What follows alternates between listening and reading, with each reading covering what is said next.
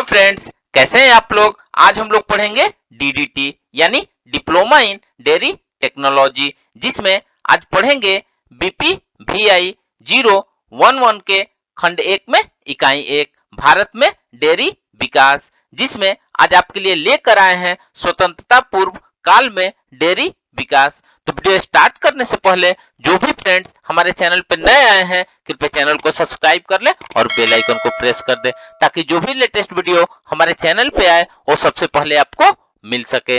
तो आइए ज्यादा टाइम करना किल करते हुए चलते हैं अपने टॉपिक पर, स्वतंत्रता पूर्व काल में डेयरी विकास। तो आइए वीडियो को स्टार्ट करते हैं। पशुपालन और डेयरी उद्योग में सरकार की मध्यस्थता के इतिहास को 19वीं शताब्दी के अंतिम भाग से बताया जा सकता है।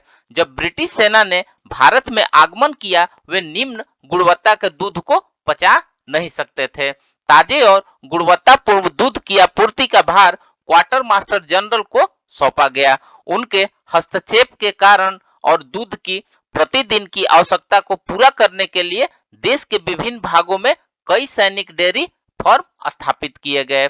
इस प्रकार का प्रयास सैनिक डेयरी फर्म स्थापित कर प्रथम 1891 में वर्ष इलाहाबाद में किया गया। 1920 में भारतीय डेयरी उद्योग की सुव्यवस्थित रूप से चलाने के लिए प्रमुख डेयरी विशेषज्ञ का पद सृजन किया गया। इससे पूर्व डेयरी अनुसंधान और विकास का संपूर्ण कार्य कृषि के प्रमुख विभाग द्वारा चलाया जाता था। 1922 और 1923 में क्रमशः बेंगलोर और इलाहाबाद में डेयरी विज्ञान में डिप्लोमा आरंभ किया गया। वर्ष 1936 में डॉक्टर एनसी राइट, निदेशक हन्नान अनुसंधान आयर, स्कॉटलैंड को डेयरी उद्योग की प्रगति की जांच करने तथा इस उद्योग को कैसे बढ़ावा दिया जाए इस पर परामर्श देने हेतु आमंत्रित किया गया। सन 1937 में उन्होंने अपनी रिपोर्ट प्रस्तुत की और डेयरी अनुसंधान निदेशक की नियुक्ति करने का सुझाव दिया, जबकि नियुक्ति 1952 में स्वतंत्रता प्राप्ति के 15 वर्ष बाद की गई। उन्होंने अपनी अधिकतर अनुशंसा कृषि रॉयल कमीशन से प्राप्त की और उन्होंने अनुशंसित किया कि उत्तम नस्ल के पशु उत्पन्न करने के लिए चयनित स्वदेशीय पशुओं के साथ बेहतर प्रजनन द्वारा वर्तमान पशुओं की संकर नस्ल तैयार कर ग्रामीण को वितरित किया जाए।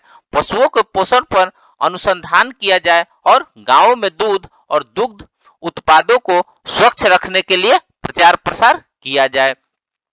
जीवाणु विज्ञान, रसायन विज्ञान, डेयरी प्रौद्योगिकी और पशुपालन जैसे विभिन्न विषयों में विशेषज्ञता अनुसंधान के लिए दिल्ली के निकट एक नया डेयरी अनुसंधान स्थापित किया जाए। बेंगलोर और आनंद के वर्तमान संस्थानों का प्रयोग क्षेत्रीय स्टेशन के रूप में किया जाए। सभी कृषि महाविद्यालय में डेयरी समस्याओं के अनुसंधान को प्रारंभ किया जाए। सन 1938 में बंबई सरकार द्वारा नियुक्त एक पशु विशेषज्ञ ने गांवों में पशु सुधार और दुग्ध उत्पादन और संसाधन दुग्ध उत्पादों को उपभोगी क्षेत्र में वितरण के लिए परिवहन की अनुशंसा की। सन 1938 में पंडित जवाहरलाल नेहरू की अध्यक्षता में नियुक्त राष्ट्रीय योजना नीति ने भी डेयरी विकास पर महत्वपूर्ण प्रभाव डाला। पशुपालन और डेयरी उद्योग पर उप समिति रिपोर्ट ने दी कि डेयरी उद्योग और इसके खुदरा व्यापार में विस्तार करने की पर्याप्त संभावनाएं हैं और इस स्थिति में आहार संबंधी आवश्यकताओं को पूरा करने के लिए इसे आगे बढ़ाया जाए। डेयरी उत्पादों के उत्पादन और उपभोग के लिए सहकारी समितियों का विकास किया जाए। वर्तमान फर्मों को बदलकर यांत्रिक डेयरी फर्म बनाया जाए। उच्च शिक्षा, अनुसंधान, पशु चारागाह बनाना और पर्याप्त राशन पानी देना दुग्ध उत्पादन में सुधार के लिए दुधारू पशुओं के विकास हेतु बहुत सी परियोजनाएं बनाई गई थी। स्थानीय निकायों और ग्रामीण क्षेत्रों में सांडों की आपूर्ति की गई, किंतु विश्व युद्ध आरंभ होने के कारण इनमें बाधा पड़ी। युद्ध के बाद इन्हें पुनः आरंभ किया गया। डेयरी व्यापार के नियंत्रण और विकास के लिए सहकारी डेयरी उद्योग पर एक मुख्य परियोजना आरंभ की गई।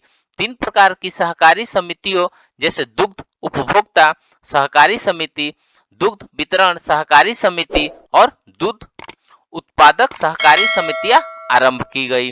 दुग्ध उपभोक्ता समितियां बर्नपुर और इलाहाबाद में आरंभ की गई। दुग्ध वितरण समितियों में राधा स्वामी शैक्षणिक संस्थान दयालबाग आगे चलकर बहुत प्रसिद्ध हुई। प्रमुख दुग्ध उत्पादन समितियां केरा और इलाहाबाद, आनंद और बनारस, मेरठ, कानपुर, नैनीताल में स्थापित हुई।